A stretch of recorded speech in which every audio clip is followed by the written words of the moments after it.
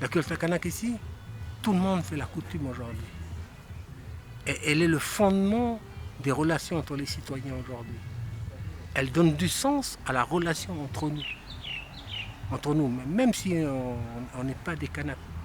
Les gens savent, mais les non-Kanaks savent le sens dans lequel, quand je partage cette parole-là, elle est d'une importance capitale, quoi. Elle est comme un sceau. Elle est comme un sceau dans la royauté. Quand on met le sceau, c'est quelque chose d'important, quoi. Il ne faut jamais déroger aux fondamentaux. Et les fondamentaux de la culture kanak, elles sont universelles. Hein. C'est d'abord le respect d'autrui. Quand on fait la coutume, on ne fait pas autre chose que de dire je vous respecte, vous me respectez. La parole qu'on s'échange, on doit la respecter, elle est sacrée. Mais on la traduit par notre manière de faire.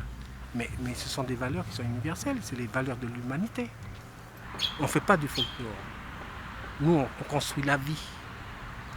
Quand on danse, il y a du sens dedans, parce qu'on a échangé des paroles, parce qu'on a fait la coutume. Mais il faut qu'en même temps, on ait cette capacité de l'intégrer comme un élément fondateur de la société dans laquelle nous vivons, nous les Kanaks, dans la communauté dans laquelle nous appartenons, et ce pays que nous sommes en train de construire aujourd'hui. Il ne sert à rien de pleurer sur son passé. C'était toujours mieux avant. Toutes les communautés du monde disent que c'était mieux avant, de mon temps avant. Pour moi, la culture, elle est le fondement dans lequel nous sommes. Alors après, il faut être mesuré de la manière qu'on dit les choses. Je serais plus entre guillemets, un traditionnaliste coutumier qu'un homme d'ouverture. Sauf que la situation dans laquelle on est, on doit faire attention de notre génération dans laquelle nous transmettons cette culture et qu'elle s'imprime dans la réalité dans laquelle nous vivons aujourd'hui.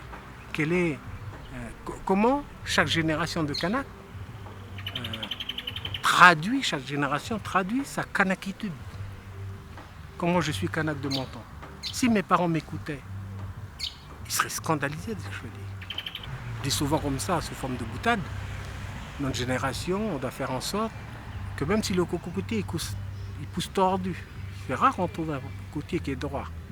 Mais notre génération à nous, c'est de mettre les bons engrais nécessaires pour qu'il essaye de pousser le plus droit possible, tout en sachant que le cocotier il sera toujours un petit peu penché. Alors c'est encore un peu difficile aujourd'hui.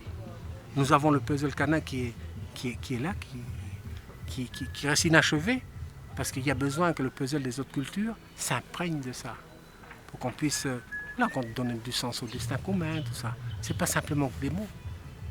C'est pas simplement que des mots. Et moi je mesure la chance que j'ai de vivre cette époque-là. Je pense pas qu'il y a beaucoup dans le monde qui ont cette chance de vivre ce que nous vivons nous ici, de construire un pays. De construire un pays et de faire en sorte que nos cultures, elles s'imprègnent dans des institutions. Ça, vous voyez ça. Nulle part dans le monde on voit ça.